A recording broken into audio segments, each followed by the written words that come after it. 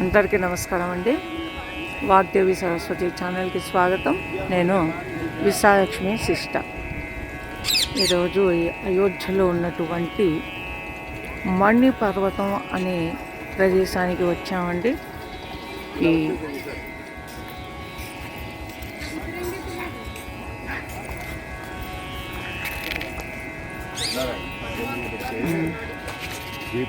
ఈ మణి పర్వతం యొక్క చరిత్ర ఇక్కడ ఉంది.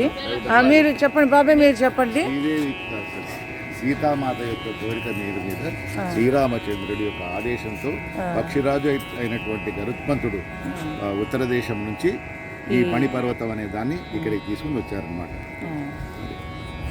ఇది విద్యాకుండకి పక్కన పెట్టబడింది.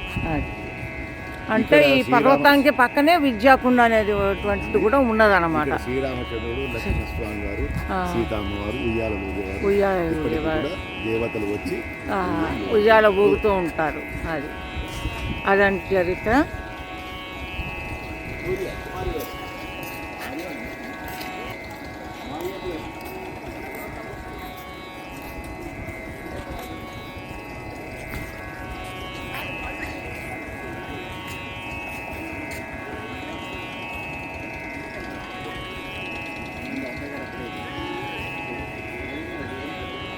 మణి పర్వతం.